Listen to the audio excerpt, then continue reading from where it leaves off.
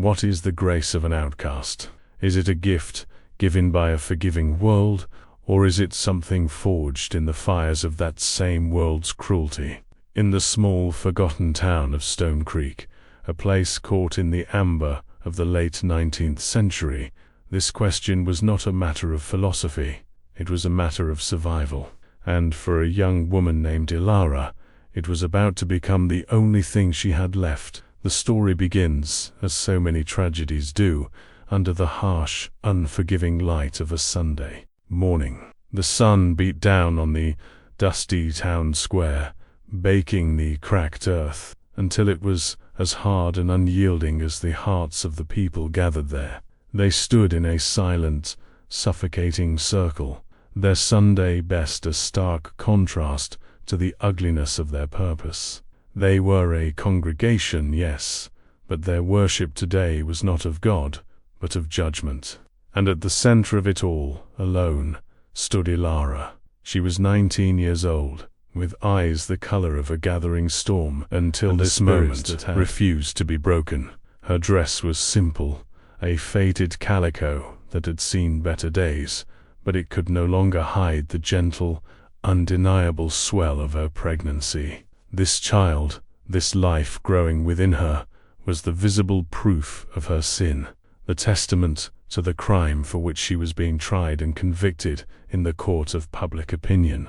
The air was thick with the poison of scornful whispers, a low, cruel hum that crawled over her skin. The occasional burst of mocking laughter from a group of young men was like a physical blow. This was not a private shame. It was a public spectacle, a ritual designed to carve a lesson into the memory of the town, using her heart as the slate. On the whitewashed steps of the only church in Stone Creek stood the architect of her humiliation, Elder Thornton. He was a man whose piety was as starched and rigid as his collar, the village's iron-fisted patriarch. His face was a mask of righteous fury, but beneath it, a sliver of something else flickered in his eyes, the cold, calculated satisfaction of a man cementing his own power. It was his son, Liam, who was the father of Ilara's unborn child, a truth that was the town's most poorly kept secret. With a voice that boomed across the silent square, a voice he usually reserved for sermons on fire and brimstone, he began to speak. He didn't call her by her name. He called her a stain, a blight, a disgrace upon their God-fearing community. And then, on behalf of his family and, he claimed, the entire town, he cast her out. The word struck Ilara with a physical force. A searing, white-hot pain of absolute abandonment ripped through her.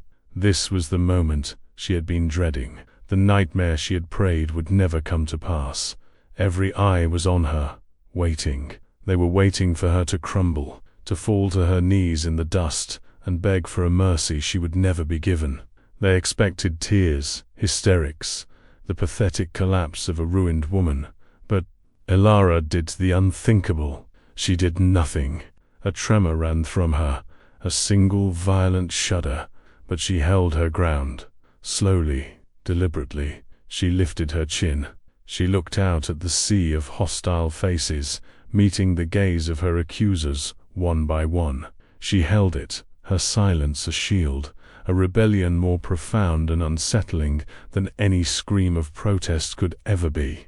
In that moment of quiet defiance, her solitary war had just begun. And you, who are listening to this story now, have you ever stood in a room or in a town square of your own making, and felt the weight of 100 judgments from people who didn't know the first thing about the battles you were fighting? That feeling of being utterly alone, of your truth being silenced before you even had a chance to speak it. It's a cold, desolate place, and it was in that place that Ilara had to find the strength, not just to stand, but to eventually walk away. The dry, cracked earth beneath her feet seemed to mirror the state of her own soul, parched and starved of kindness, a symbol of the barren future they had sentenced her to. Her life had never been a gentle one. She was an orphan, raised by a grandmother whose hands were as gnarled as the roots of the wild herbs she taught Ilara to identify. Her grandmother had taught her two things of value: the resilience of the weeds that could grow in the poorest soil, and the quiet dignity of enduring hardship without complaint. She had always been an outsider in Stone Creek, a girl from the edge of the woods, never quite part of the tight-knit fabric of village life. Her past was a quiet tapestry woven with threads of loneliness and a deep, secret yearning for the one thing she had never known: the warmth and safety of a family. For a fleeting, beautiful season, she thought she had found it in Liam Thornton.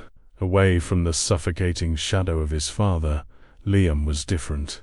He was gentle and kind, and he spoke of a world beyond the suffocating borders of Stone Creek. He saw the wild, untamed spirit in Ilara, and for a time he seemed to cherish it. Their courtship was a thing of secrets, of stolen moments in the twilight woods, and whispered promises under a blanket of stars. It was her only source of light, a fragile, precious hope she nurtured in the deepest parts of her heart, a tiny flower blooming in the desolate landscape of her life. When she discovered she was with child, the news was a terrifying, breathtaking joy.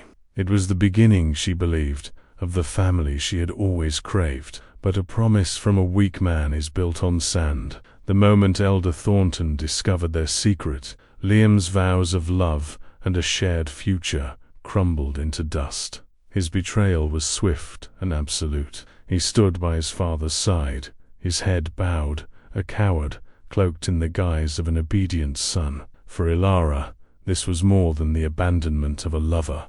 It was the shattering of her one and only dream. This history of loss, of being left behind, made the public shaming in the square more than just a social punishment. It was the final devastating blow to a soul that was already intimately acquainted with grief. It was the act that would either destroy her completely or fuel a desperate, burning need to prove her worth on her own terms, to the world and to herself. Now, back in the oppressive heat of the square, that history gave her the strength to hold their gaze.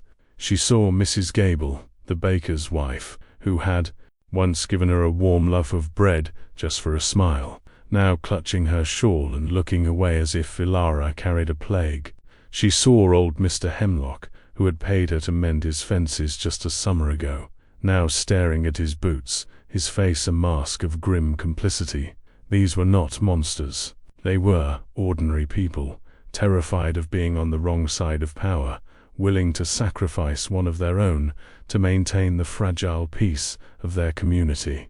Their collective judgment was a force far more powerful and cruel than Elder Thornton alone.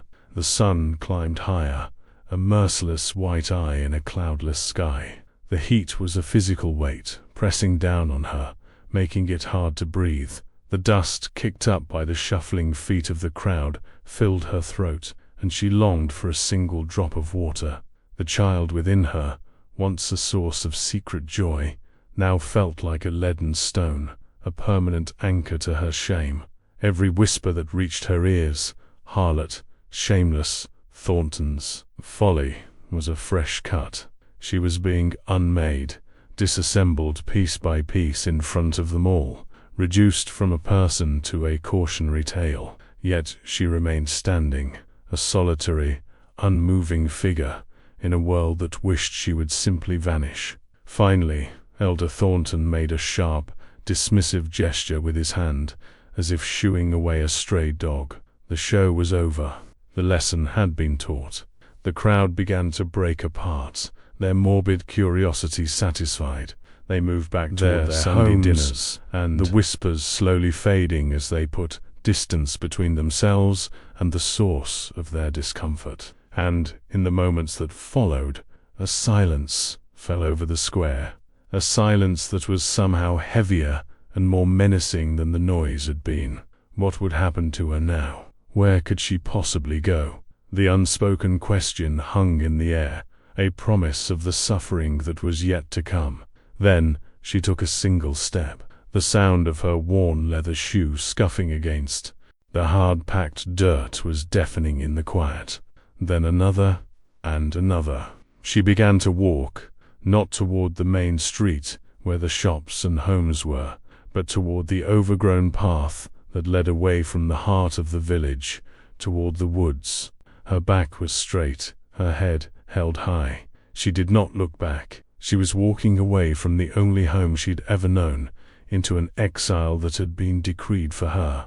Each step was an act of will, a refusal to let them see her break. She was walking toward a dilapidated, abandoned cottage at the very edge of the woods, a place of rot and ruin that was now to be her only shelter. This cottage was a physical manifestation of her new status. Its roof sagged in the middle, the porch steps were rotted through, and a broken fence leaned at a drunken angle, a pathetic barrier against a world that had already breached all her defenses. Weeds and thorny vines clawed at the walls, as if nature itself were trying to reclaim the structure. This was not a home. It was a tomb for the living, a place where a person could disappear. As she pushed open the groaning, swollen door, the smell of damp earth, decay, and forgotten things rushed out to greet her. The light inside was dim, filtered through years of grime on the single cracked window pane. Dust motes danced in the slivers of sun, tiny ghosts in the oppressive stillness. She had been cast out, abandoned, and left with nothing but the life inside her and the four crumbling walls around her. The world had declared her story over, but as the sun began to set, casting long, lonely shadows across the floor, a different truth began to settle in her heart. This was not the end. It was the beginning of a story they had never intended to be written. The first night in the cottage was a descent into a cold, profound darkness that had little to do with the setting sun.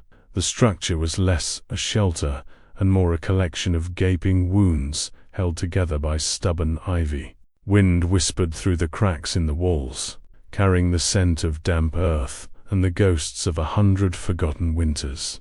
Elara sat on the floor, her back against the decaying wood, one hand resting protectively on her belly. There was no furniture, no blanket, nothing but the thin calico of her dress to ward off the encroaching chill. The silence was a living thing, broken only by the scuttling of unseen creatures in the thatch above and the frantic, terrified beating of her own heart. This was the reality of being cast out. It was not a grand, dramatic tragedy, but a slow, quiet, and deeply cold erasure.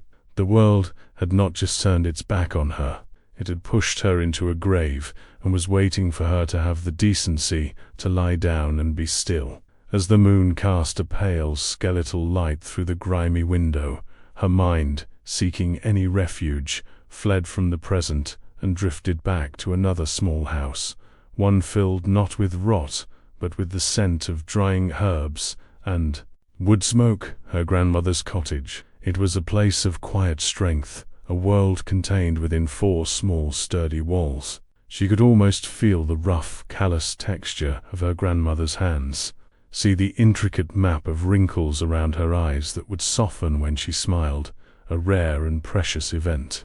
Her grandmother was a woman carved from the same hard earth as the trees of the forest, and she had taught Elara the language of that world, not with gentle lessons, but with practical, unyielding instruction.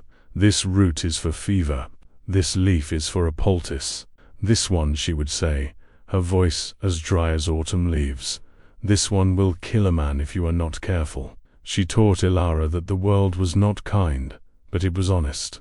A plant would do what it was meant to do, every time. It was people who were unpredictable, their kindness a fleeting season, their cruelty a long and bitter winter.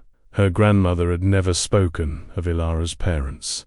They were a closed door, a silence that Elara learned early not to knock upon. She grew up with the understanding that she was a loose thread in the tightly woven fabric of Stone Creek, a wild thing from the woods that the town tolerated but never truly accepted. She was the herb-gatherer's girl, her hands perpetually stained with dirt and chlorophyll, her knowledge seen as something strange, something bordering on the uncanny. The other children would sometimes taunt her, calling her a witch's apprentice, their fear and suspicion a wall she could never seem to climb. This early solitude forged in her a deep, aching desire for connection, a yearning to be seen not as the strange girl from the woods, but simply as Elara. She dreamed of a life where she belonged, of a home filled with warmth and laughter, of a family that would be an anchor in the unsteady currents of the world. It was a simple, desperate dream, the kind that takes root in the loneliest of hearts. And then, like a sudden burst of sunlight through the dense canopy of the forest, there was Liam. He was not like the other boys in the village, who saw her with a mixture of fear and crude curiosity. He was Elder Thornton's son, destined for a life of importance, yet he sought her out in the quiet spaces at the edge of town. In the beginning she was wary, her heart a cautious, guarded thing, but Liam was patient. He asked about the herbs, not with suspicion, but with genuine interest. He spoke of books he had read, of cities far beyond the stifling horizon of Stone Creek, of a world where a person was not defined by the circumstances of their birth. He saw the fire in her, the untamed spirit that the rest of the village tried to extinguish, and he called it beautiful. Have you ever felt that? That moment when someone finally sees the person you've kept hidden away, the one you were afraid the world would crush. For Elara, it was like taking her first full breath of clean, fresh air. Their courtship was a secret world of their own making. They met in the twilight, in the hushed cathedral of the woods, where the judgments of the town could not reach them. He would bring her small, clumsy gifts, a bird's feather, a strangely shaped stone, a stolen apple from an orchard, and she, in turn, shared with him the secrets of her world, the silent language of the forest. It was in these stolen moments that she allowed herself to believe in his promises. He spoke of a future together, away from his father's iron rule, a small farm of their own where they would be free. He made her believe that the family she had always dreamed of was not just possible, but inevitable. When she realized she was with child, the fear was a cold knot in her stomach, but it was overshadowed by a fierce, brilliant joy. This was it. This was the beginning. This child would be the cornerstone of the life they would build together, a life of love and belonging. The dream shattered with the force of a lightning strike. The discovery of their secret was not a quiet affair, but a brutal public unearthing. She never knew how his father found out. She only knew the terror of being summoned to the Thornton house, a place she had never dared to approach. Elder Thornton did not rage. His anger was a cold, controlled thing, far more terrifying than any shouting. He looked at her as if she were a piece of filth that had been tracked into his pristine home, and Liam, the man who had promised her a world of freedom, stood beside his father, his face pale and his eyes fixed on the floor. He did not speak, he did not defend her, he did not even look at her. In his silence, Elara heard the death of every promise he had ever made. The betrayal was so absolute, so complete, that it hollowed her out, leaving nothing but a cold, echoing emptiness where her heart had been. The public shaming in the square was merely the final ceremonial nail in a coffin that had already been built and sealed in that suffocating parlor. Now, in the derelict cottage, the full weight of that betrayal settled upon her. It was one thing to be an outcast by birth, another entirely to be made one by the deliberate cruelty of the one person she had trusted. The days that followed blurred into a monotonous cycle of survival. Hunger became a constant, dull ache in her belly. She ventured back toward the village only once, driven by a desperate need for flour or salt. As she approached the general store, she saw Mrs. Gable, the baker's wife, hurry pulling her children behind her. Through the window, she saw the storekeeper, Mr. Hemlock, shake his head grimly as Elder Thornton stood in the corner, watching, his presence a silent, unyielding command. The message was clear. She was an untouchable. Her existence was to be ignored, her needs unmet. She was to be starved out, not just of food, but of all human contact. The social architecture of Stone Creek was as rigid and unforgiving as the stone that gave the town its name. Church, and at the center of the church was Elder Thornton. His power was not just spiritual, it was economic and social. He held the mortgages on half the farms in the valley. He decided who received charity from the church fund and who was deemed unworthy. To cross him was to risk not just social ostracization, but financial ruin.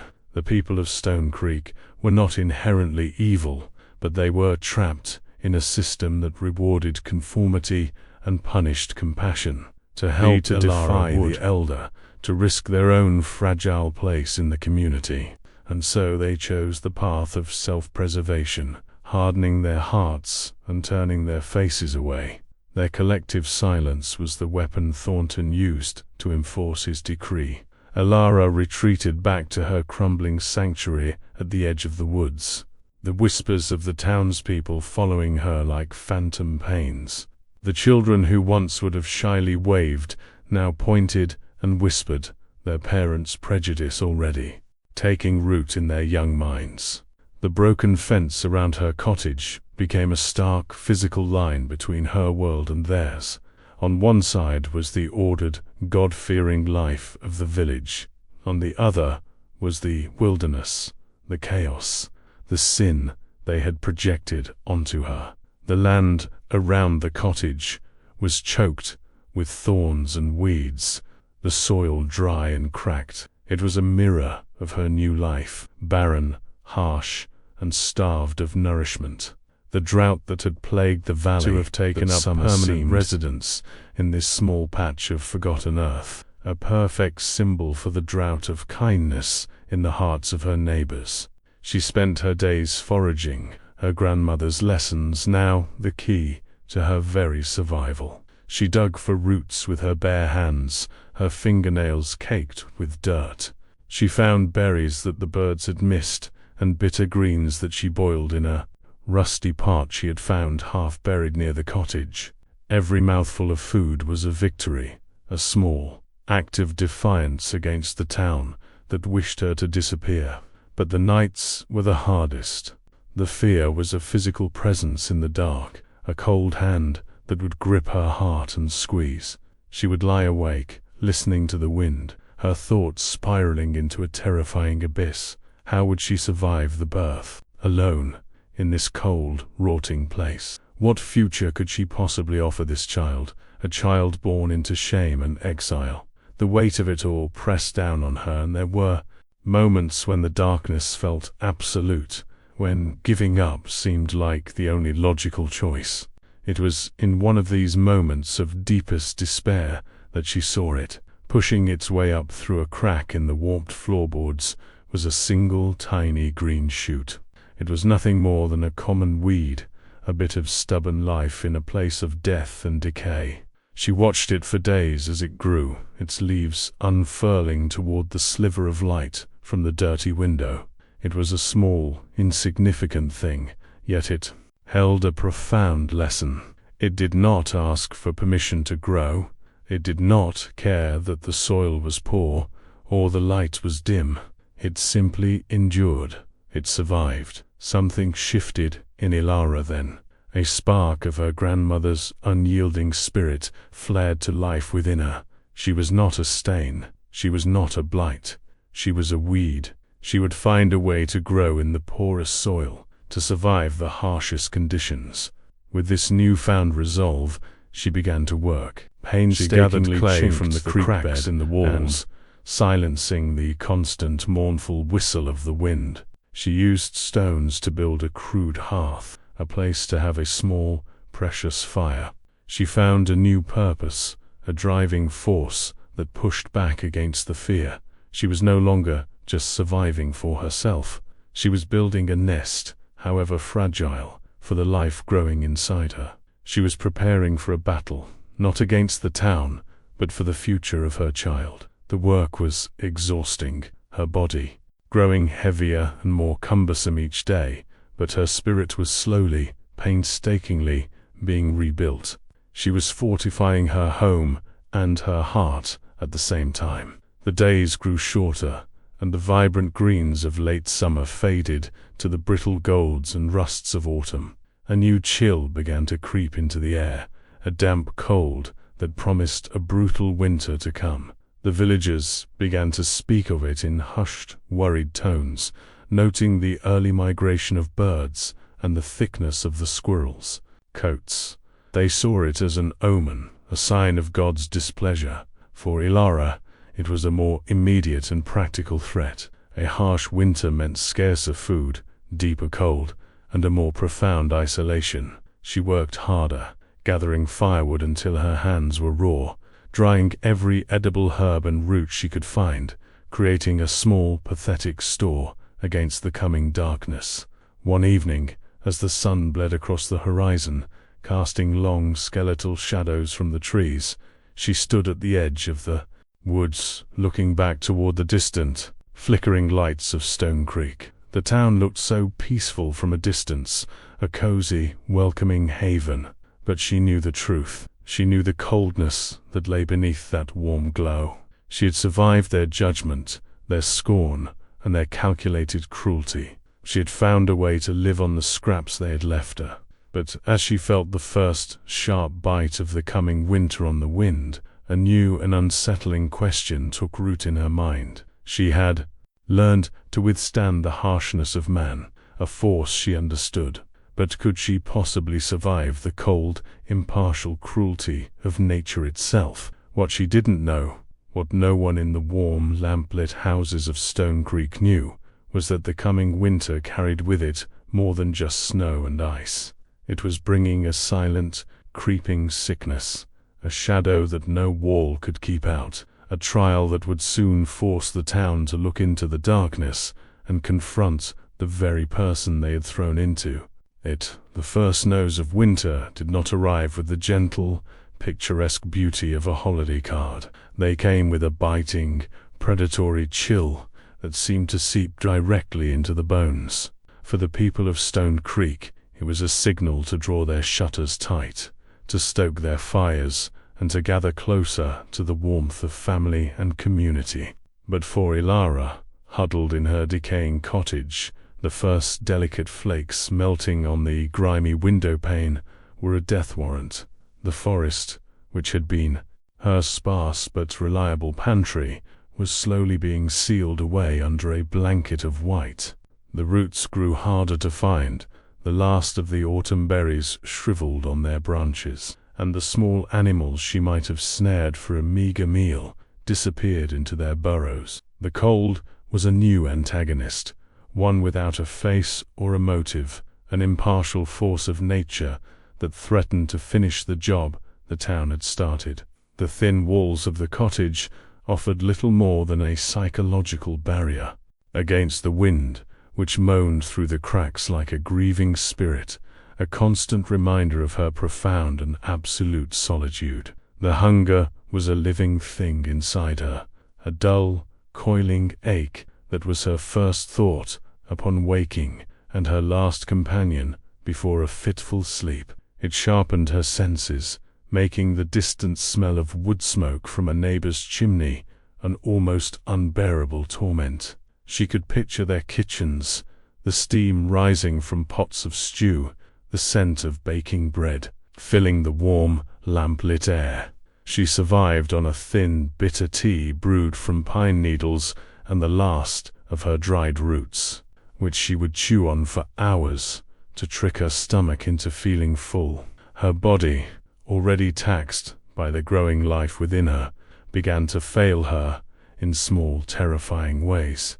A dizzy spell would overtake her as she stood, her vision tunneling to a pinpoint of black. Her hands trembled with a weakness that had nothing to do with the cold. The child inside her was taking everything she had left to give, and she feared, with a cold, clear certainty, that soon there would be nothing left. Driven by a desperation that overrode her pride, she made one more attempt to appeal to the humanity of the village. Her target was the general store, her goal a small bag of flour, a handful of salt, anything to turn her foraged roots into something more substantial. She waited until dusk, hoping the shadows would offer some cover, but her presence was felt the moment she stepped onto the main street.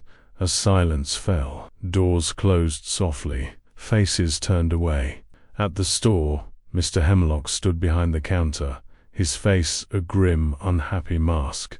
Before Ilara could even speak, a voice, sharp and cold as ice, cut through the quiet. It was Mrs. Gable, the baker's wife. "We don't serve her kind here," she said, her voice loud enough for everyone to hear. She did not look at Ilara, but at Mr. Hemlock, her words a command, a reinforcement of the town's decree. Ilara saw the shadow through the elder Thornton's carriage passing by, a slow, deliberate patrol. He did not need to speak. His power was in the fear he had instilled in everyone else. To be seen helping her was to risk becoming an outcast yourself. Shamed and empty-handed, Ilara turned and walked back into the encroaching darkness, the weight of every silent judgment a physical burden on her shoulders. That night, the whispers of the town finally breached the walls of her mind and became her own. She sat in the dark, her arms wrapped around herself, and for the first time, she allowed the poison to seep in. Maybe they were right. Maybe she was a stain, a worthless, shameful thing. What kind of mother could she be, unable to even provide a scrap of bread? What future was she bringing this child into, but one of hunger, cold, and hatred? The shame was a physical sensation, a hot, crawling flush that spread from her chest to her face. It whispered that she deserved this, that her sin had been so great that this suffering was her just and righteous punishment. And isn't that the cruelest trick of shame? It convinces you that the abuse you're suffering is not only deserved, but necessary. Her grandmother's lessons of resilience felt like a distant lie, a story for a different person in a different world. In this world, the world of Stone Creek, she was exactly what they said she was. The antagonism of the village escalated from passive shunning to active cruelty. A group of boys, emboldened by their parents' rhetoric and their own youthful callousness, began to make a sport of tormenting her. They would creep to the edge of the woods and hurl stones against the side of her cottage, the sharp cracks echoing the fracturing of her own spirit. They would scrawl crude words in the dirt outside her broken fence, words like harlot and witch, leaving them for her to find in the morning light. Each stone, each word, was a fresh assault, a reminder that she was not just forgotten, but actively hated. She was their scapegoat, the repository for all the village's unspoken fears and frustrations. By punishing her, they reinforced their own righteousness. One afternoon, a rock thrown with more force than usual shattered the single grimy pane of glass in her window. The sound was like a gunshot in the quiet woods. Now, even that fragile barrier was gone. The cold and the hatred of the world could come in unimpeded. With every passing day, impending reality of her grew from a distant dread into a monstrous, looming terror. Her body was a constant, aching reminder of her vulnerability. The child moved within her, a life full of innocent, unknowable promise, yet its every kick and turn sent a fresh wave of panic through her. She would lie awake in the suffocating darkness, her hands on her belly, her mind racing through a litany of horrors. What if the birth came during a blizzard? What if something went wrong? Who would help her? The image of herself, alone, bleeding and dying on the cold dirt floor, became a recurring nightmare that haunted her waking hours as much as her sleep.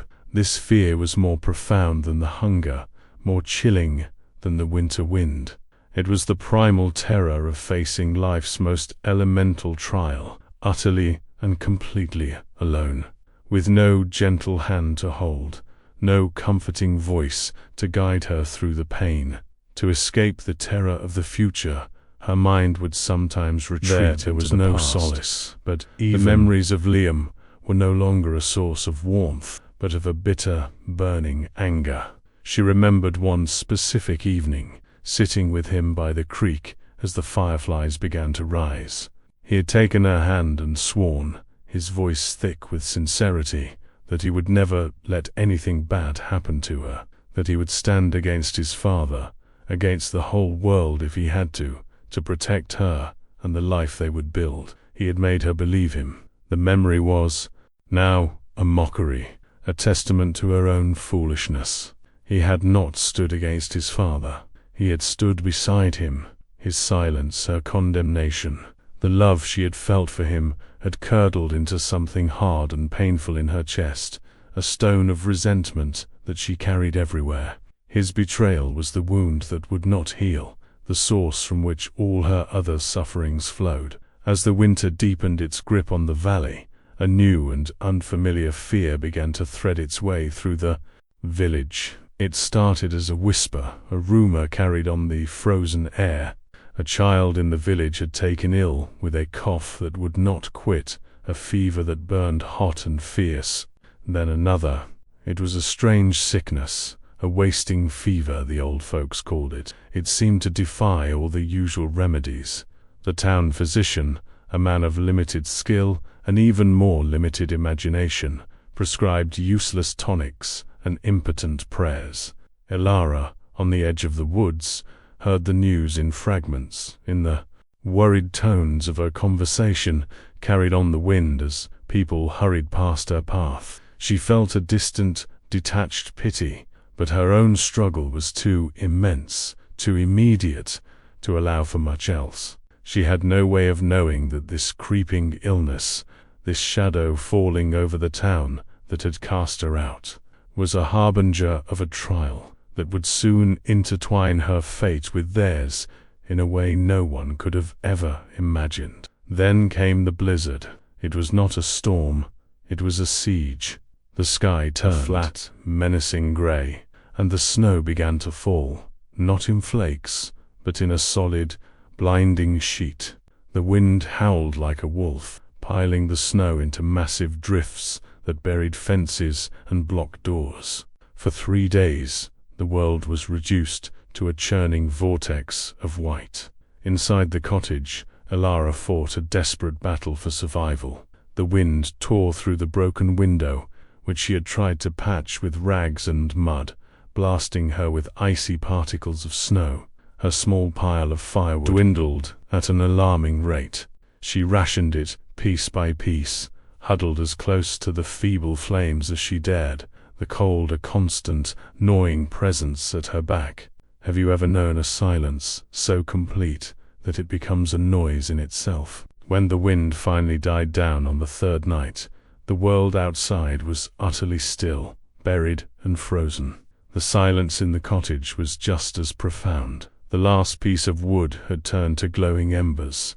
The fire was dying. In that moment, something inside her broke. The relentless fight, the constant hunger, the gnawing fear, the crushing loneliness, it all came crashing down on her at once. She was so tired. A deep, bone-weary exhaustion settled over her, a weariness not just of the body, but of the soul. She looked at the dying embers, the last vestiges of warmth in her frozen world, and felt a strange sense of peace. It would be so easy to simply lie down, to close her eyes, and to let the cold take her. It would be a quiet end, a surrender. No more pain, no more shame.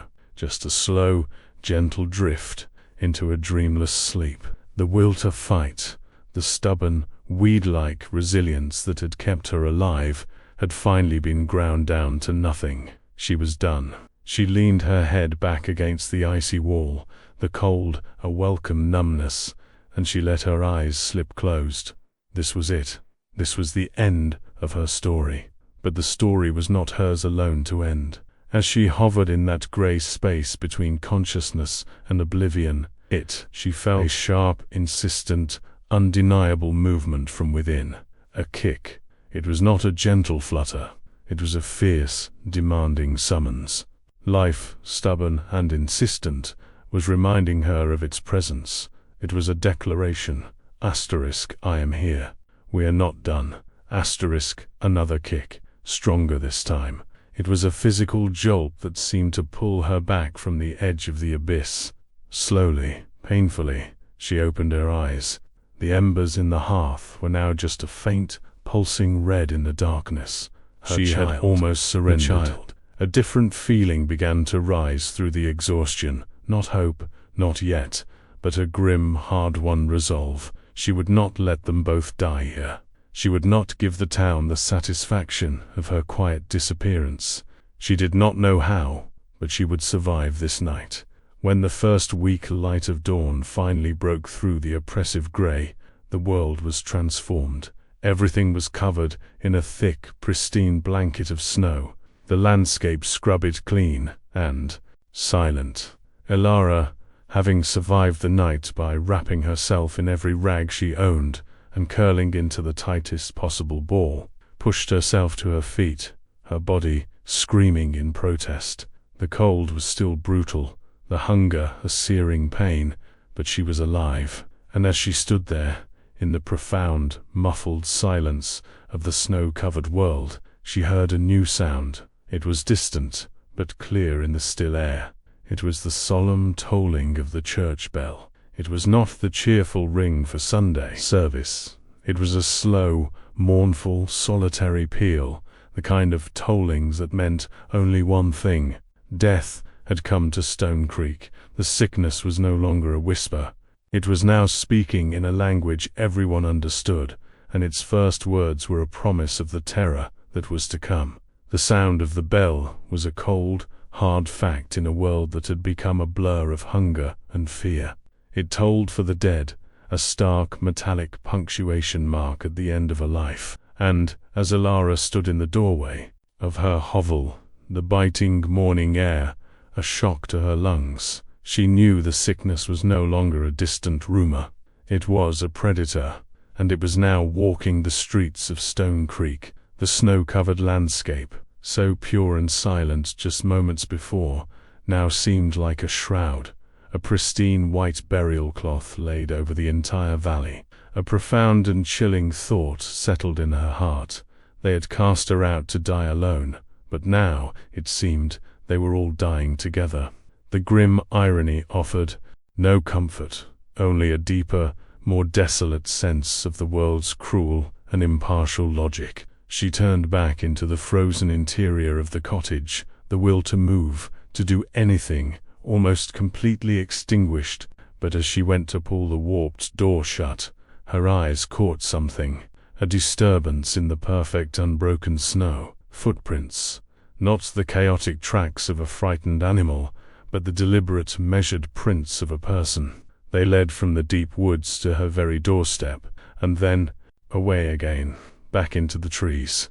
And there, placed carefully on the one flat stone that served as a step, was a small bundle wrapped in oilcloth. Her heart hammered against her ribs, a frantic, terrified bird. Was it a trap, a cruel joke? Her hands trembled as she reached for it, the frozen oilcloth crinkling under her touch. Inside was a small loaf of dark, dense bread, studded with nuts and dried berries, and a handful of what looked like shriveled, blackened roots. It was not a feast, Elara. It was a miracle. It was the first act of human kindness she had received in months. The gifts continued. Every 2 days, just before dawn, she would find a small parcel in the same spot, a piece of smoked fish, a small pouch of dried herbs that, when steeped in hot water, created a tea that soothed the ache in her bones, a small jar of tallow that she could use to make a candle, pushing back the oppressive darkness for a few precious hours each night. The deliveries were as silent, mysterious as the falling snow. They were a lifeline, a fragile thread of hope that pulled her back from the edge of despair. She began to connect the offerings to the whispers she'd heard as a child. Stories of an old woman named Agnes, who lived deep in the woods, a recluse who the townspeople called a hedge witch, a woman even more ostracized than herself. It made a strange, painful kind of sense. Only someone who knew the brutal cold of absolute isolation would know how to offer warmth without the burden of pity. One morning, driven by a need to see the face of her anonymous savior, Elara did not wait inside. She huddled in the shadow of the cottage, shivering, a thin blanket wrapped around her shoulders, and watched. Just as the sky began to lighten from black to a deep bruised purple, a figure emerged from the trees. It was a woman, bent and weathered as an old oak, her face a roadmap of wrinkles, her eyes sharp and clear as winter ice. She moved with a slow, deliberate grace, her feet seeming to know every dip and rise of the frozen ground. It was Agnes. She placed a small bundle on the step and turned to leave, but Elara stepped out from the shadows. The old woman did not startle. She simply stopped and looked at Elara, her gaze taking in the swollen belly, the hollowed-out cheeks, the fierce, desperate pride that still burned in her eyes. There was a long, silent moment. Then Agnes spoke, her voice raspy like dry leaves skittering across stone. "A fire needs wood to burn," she said, nodding toward the bundle. "And a mother needs a reason to fight. You have one. Don't let them starve it out of you." That meeting was the turning point. Agnes began to give her more than just food. She began to give her knowledge. She was a living library of the forest's secrets, a keeper of the ancient wisdom that Elara's grandmother had only hinted at. She taught Elara how to read the winter landscape, to see the life that pulsed beneath the snow.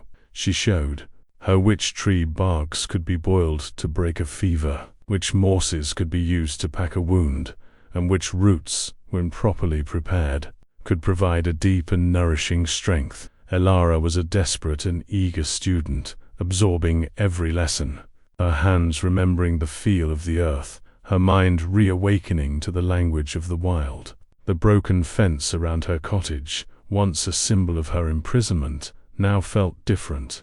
It was the boundary of her own small kingdom, a world where she was no longer a victim, but a student of a power far older and more resilient than the petty judgments of Stone Creek. Meanwhile, in the village, the fear was solidifying into a cold, hard panic. The church bell tolled with a grim regularity, each peal a fresh reminder of their helplessness.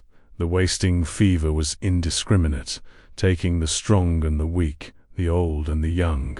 The physician's remedies were useless, and Elder Thornton's sermons grew more frantic, his words filled with brimstone, blaming the sickness on a rot in the town's moral fiber, a sin that needed to be purged. The community that had once been united in their condemnation of Elara was now fracturing, turning on itself. Neighbor eyed neighbor with suspicion, a simple cough earning a wide, fearful berth. The warmth of their hearths could not keep out the cold dread that had seeped into every home.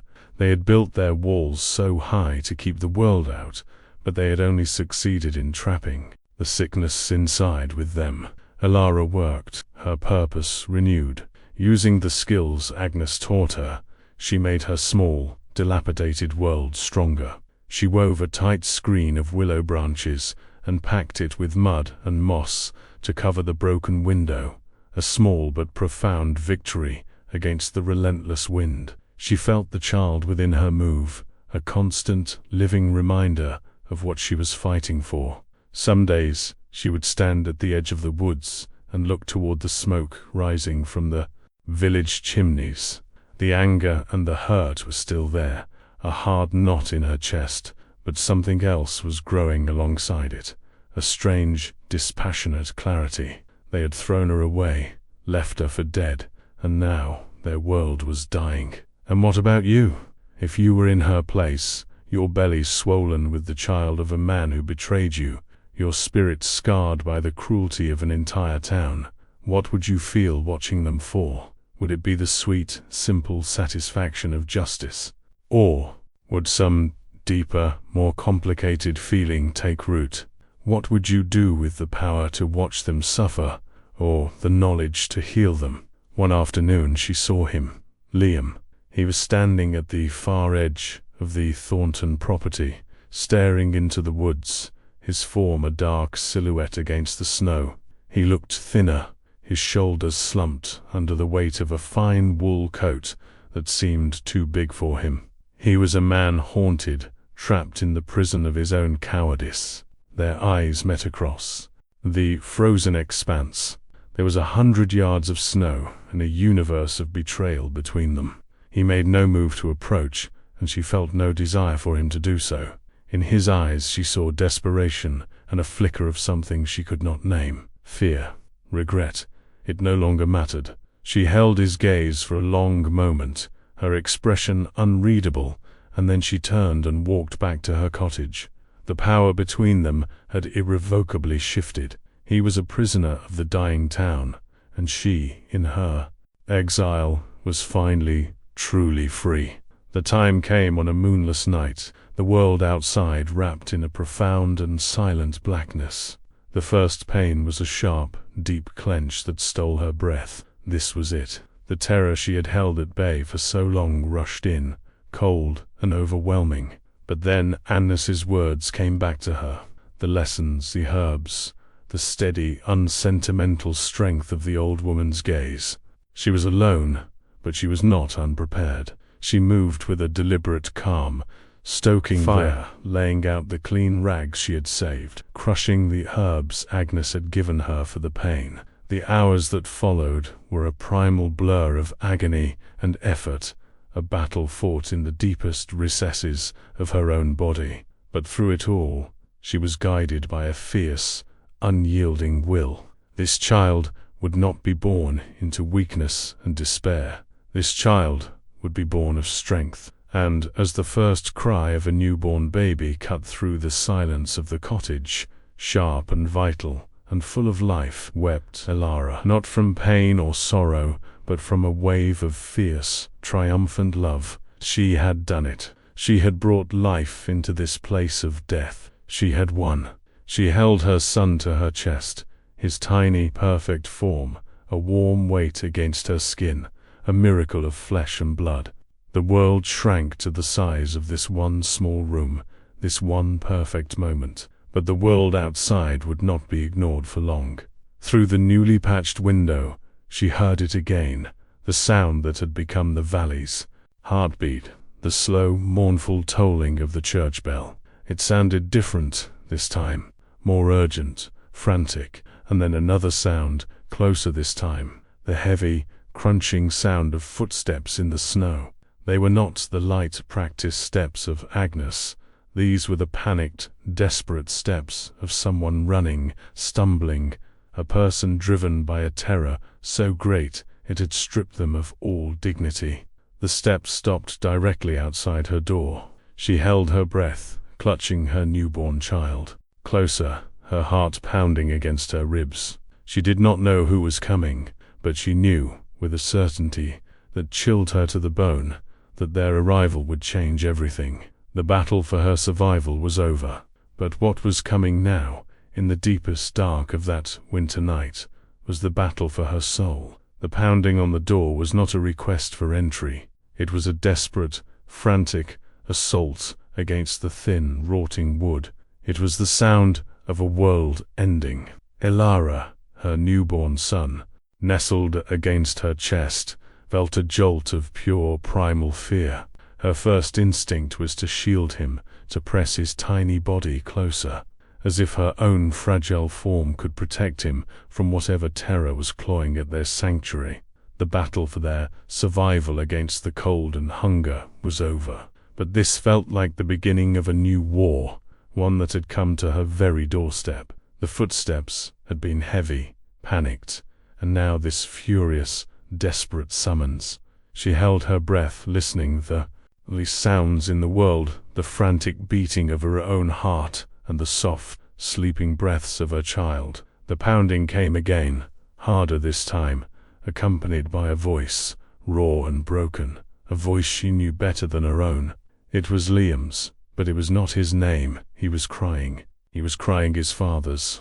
A moment later the door was shouldered open with a splintering crack, and the architect of her entire misery stood framed in the doorway, a spectre against the deep pre-dawn darkness. Elder Thornton.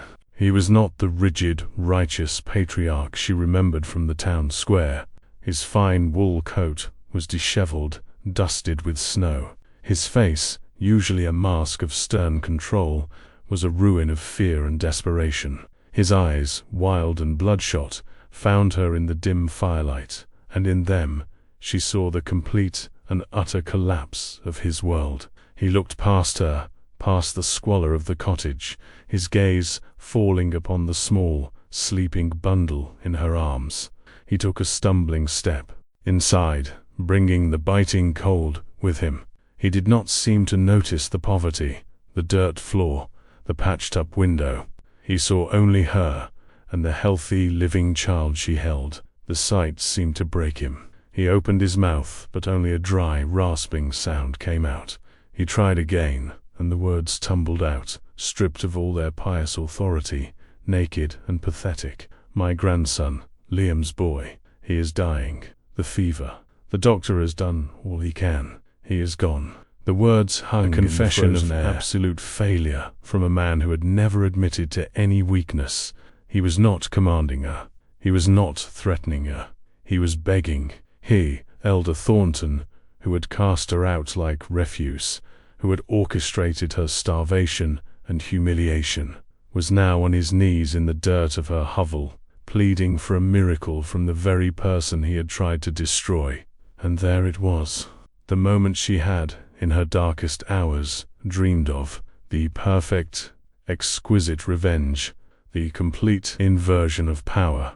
She held life in her arms, while his house was being emptied by death. She had the knowledge, the strength, the grace that he so desperately needed. All she had to do was say no. All she had to do was turn her back, just as he had turned his back on her. She could watch him crawl back to his grand house, and listen for the inevitable tolling of the church bell. It would be justice. It would be the righteous, satisfying conclusion to her suffering. A cold vengeance tightened in her chest. She thought of the stones thrown by the village boys, the scorn in Mrs. Gable's eyes, the crushing, soul-destroying weight of Liam's betrayal. She thought of the nights spent freezing, starving, her own life and the life of her child hanging by the thinnest of threads. Let them all suffer as she had suffered. But then she looked down. She looked at the small, perfect face of her son, sleeping peacefully, his tiny hand curled around her finger. He was innocence. He was a new beginning. He knew nothing of sin or shame or revenge. He was simply life, precious and pure. And in that moment she understood a truth that went deeper than justice. To refuse to help would be to let their poison finally corrupt her. It would be to become like them, to let cruelty be her guide. It would be to deny the very life she had fought so hard to protect. Her grandmother's voice echoed in her memory, not her words, but the feel of her steady, practical hands. Agnes's face appeared in her mind's eye, her gaze clear and unsentimental, a gaze that saw the world not in terms of good and evil, but in terms of what lives and what dies. What kind of world would she build for her son if she began it with an act of calculated cruelty? The silence in the cottage stretched for an eternity. Thornton remained on his knees, his head bowed, a broken man awaiting his sentence. Alara took a deep, steadying breath, the cold air filling her lungs. She looked at the man who had been her tormentor, and she saw not a monster, but a terrified grandfather, stripped of all his power, pleading for the life of a child. Her voice, when she finally spoke, was quiet, but it filled the small space with an authority that dwarfed any sermon he had ever given. "I will come." The words were not an absolution. They were not a forgiveness. They were a choice. a choice to rise above the pain they had inflicted, to be the person they were not. She was not doing it for him. She was doing it for the innocent child and for the woman she was determined to become. The walk back to Stone Creek was a slow, surreal procession. Elara, wrapped in her thin shawl, holding her son tightly against the cold, walked ahead. Elder Thornton followed a few paces behind, his head still bowed, a humbled giant in her wake. As they emerged from the tree line and onto the main path, the first signs of life began to stir in the village. A lamp flickered on in a window. A door creaked open. And then they were seen. A collective, silent gasp seemed to pass through the town. Faces appeared in windows, their expressions a mixture of disbelief, confusion, and a dawning, terrible shame. The outcast, the harlot, the stain they had scrubbed from their community, was walking back into their midst, and their great leader was following her like a chastened dog. It was a sight that shattered the very foundations of their world. They reached the Thornton house, the largest and most imposing home in the village, a monument to the family's power. Liam was waiting on the porch, a pathetic, haunted figure. When he saw Elara, his face crumpled. He took a step toward her, his hand outstretched, his mouth forming her name, but she did not look at him. Her gaze was fixed on the door, her purpose clear and unyielding. She walked past him as if he were a ghost, as if he were nothing more than a painful memory she had long since left behind. His irrelevance was a more profound punishment than any words of anger could ever be. She had moved on, not by forgiving him, but by rendering him powerless over her heart. The sick room was a pocket of hell in the otherwise pristine house. The air was thick and stagnant, with the smell of sickness and despair. Liam's new wife, a young woman with terror in her eyes, sat weeping in a corner, while the town physician stood by the bed, his face a mask of helpless resignation. In the center of it all, in a large, ornate crib, lay a tiny, fragile infant, his skin flushed with fever, his breaths coming in shallow, ragged gasps. The room was filled with useless tonics, holy water, and the suffocating weight of impending death. Elara took it all in with a single sweeping glance. Then she began to work. Her voice was calm, steady, and full of an authority that no one dared to question. "Boil water. Bring me clean linen cloths. I need a fire in here, a small one." She moved with a quiet efficiency, unwrapping the small leather pouch of herbs and roots Agnes had given her. The strange, earthy scents of the forest began to fill the room, pushing back against the smell of sickness. She ignored the physician's sputtering protests and the weeping of the young mother. She was in her element now, a world of practical, life-giving knowledge.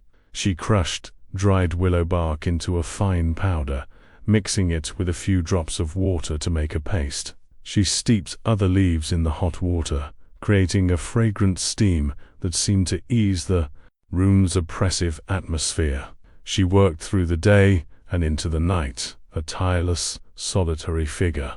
She gently sponged the infant's burning skin with cool water. She used a clean feather to place a minuscule amount of the willow bark paste on his tongue. She changed the linens, her movements gentle and sure. She was not just a healer, she was a mother, and every action was infused with a deep, innate compassion for the small, struggling life before her. Elder Thornton and Liam watched from the doorway, silent and useless, witnessing a power they could not comprehend, a strength forged in the very suffering they had created. They had tried to break her with insulation, and in that insulation, she had found the knowledge that was now their only hope. The vigil stretched into a second day. News of her presence had spread through the village like wildfire.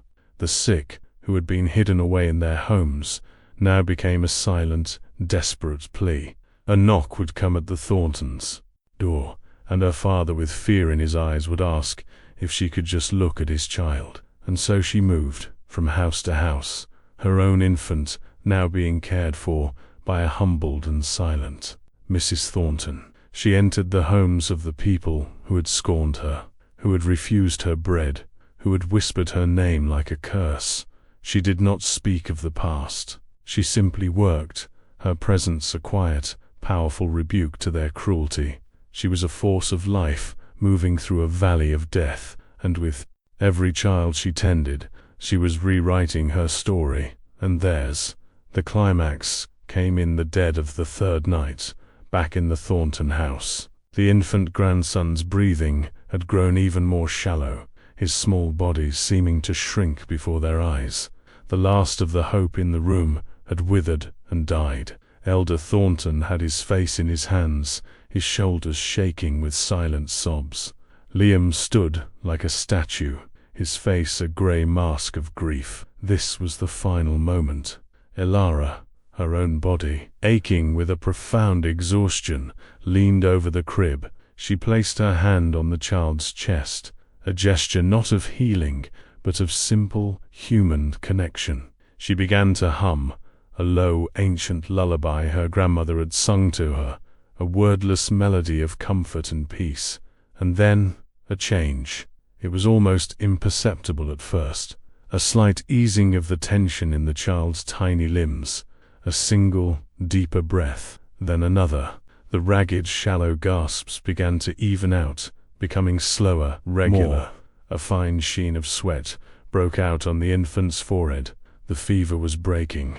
It was not a sudden miracle, but a slow, quiet tide turning. The child's eyes, which had been glassy and unfocused, fluttered and then closed in a true, peaceful sleep for the first time in days. A collective, shuddering breath was released in the room. It was a sound of awe, of disbelief, and of a profound, soul-shattering shame. The woman they had condemned had walked through the valley of the shadow of death and brought their children back with her. The following Sunday was a day unlike any Stone Creek had ever seen. The church was filled to bursting, but the atmosphere was not one of pious celebration. It was heavy, with a solemn, unspoken guilt. After the final hymn, Elder Thornton did not retreat to the vestry. He stood before his congregation on the very steps where he had cast Elara out, and he began to speak. His voice, once a booming instrument of judgment, was now quiet, broken, and heavy with a humility that was more powerful than any sermon. He spoke of sin, but this time he spoke of his own. He spoke of pride, of cruelty, and of a blindness of the heart. He publicly confessed his sin against the woman who had saved them. And then he did the unthinkable. He asked for her forgiveness, not in the privacy of his home, but before the eyes of God and the entire town he had led astray. Elara was there, sitting in a pew near the back, her son in her arms. She did not rise. She did not speak. She simply met his gaze from across the room. She offered no words of comfort, no easy absolution. Her forgiveness was not his to take. Her grace was her own. Her silent, dignified presence was a far more powerful statement than any speech could have been. Her restoration was complete, not because he had granted it, but because she had forged it herself, out of fire and ice and an unbreakable will. In the days that followed, the town was reborn. The change was not loud or dramatic, but a quiet, fundamental shift in the soul of the community. Mrs. Gable, her eyes filled with tears, brought Elara a warm loaf of bread every morning, a silent, daily act of penance. Mr. Hemlock insisted that she take whatever she needed from his store, free of charge, for as long as she lived. The people who had once shunned her now nodded their heads in respect, their eyes holding a new and profound understanding. They had been saved not by their piety, but by the grace outcast. Elara did not leave Stone Creek, nor did she return to Liam, who remained a ghost in his own life, a man forever defined by his weakness. Instead, the town, in a collective act of atonement, built her a small, sturdy cottage near the edge of the woods, with a garden of rich, dark earth. She brought Agnes from her deep woods seclusion, and the two women, the old herbalist and her young protégé, became the respected heart of the community, their wisdom sought after more than any sermon. The broken fence, that symbol of her isolation, was replaced by a small, welcoming gate, always left open. She found her family, not in the arms of a man who had failed her, but in the sturdy resilience of her own spirit, in the fierce love for her son, and in the quiet, respectful community she had reshaped through an act of radical compassion. Her life was a testament to a simple, powerful truth. Grace is not something given by a forgiving world, but something forged in the fires of that same world's cruelty. It is the courage to heal when you have every right to hate. And how many times, in our own lives, are we put in a cage of someone else's judgment? How often are we defined by a single mistake, a single moment, and sentenced to a life of shame by a world that refuses to see our whole truth? Elara's story is a reminder that the harshest winters eventually end, and that the seeds of our greatest strength are often planted in the frozen ground of our deepest suffering. True power isn't found in the ability to condemn, but in the quiet, revolutionary courage to offer healing where there was once only hurt. It's the grace to answer cruelty, not with more cruelty, but with a strength they never saw coming. If this story spoke to the part of you that has ever felt cast out, misunderstood, or underestimated, if you have ever lived through a long winter in your own life, only to find a surprising strength on the other side, share a piece of that feeling with us. Write in the comments below, "I have known a turning point," because every story of survival is a beacon of hope for someone else who is still walking through the snow.